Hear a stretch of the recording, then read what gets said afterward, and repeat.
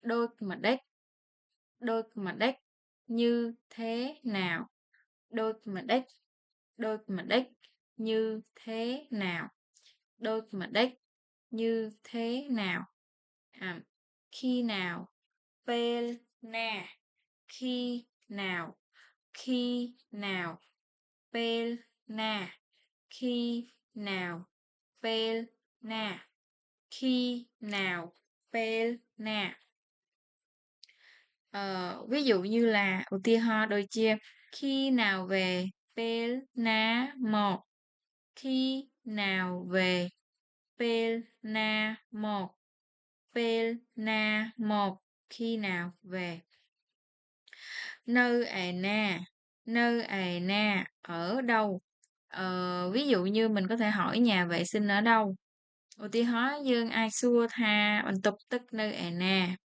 Nhà vệ sinh ở đâu? Bằng tục tức nơi à na. Nhà vệ sinh ở đâu? Bằng tục tức nơi à na. Bằng tục tức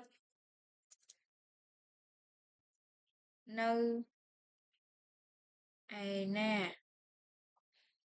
Mình tức tức nơi à na. Nhà vệ sinh ở đâu? Nhà vệ sinh ở đâu? Ai?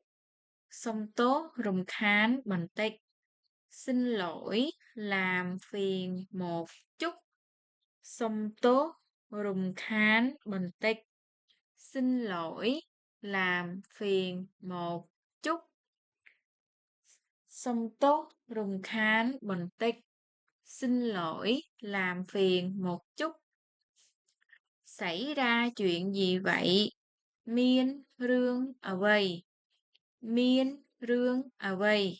Xảy ra chuyện gì vậy? Miên rương ở vầy. Miên rương ở vầy. Xảy ra chuyện gì?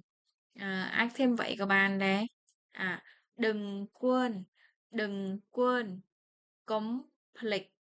Đừng quên. Complete. Complete. Đừng quên.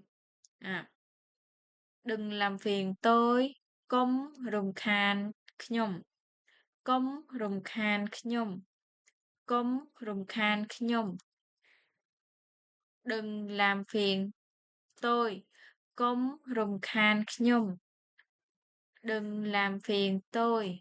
Công rùm khan khnyom. Rồi, bịa trong cõi từ cuối cùng. Công nì dây tiết. Đừng nói nữa. Công nì dây tiết. Đừng nói nữa. Công nì dây tiết. Đừng nói nữa.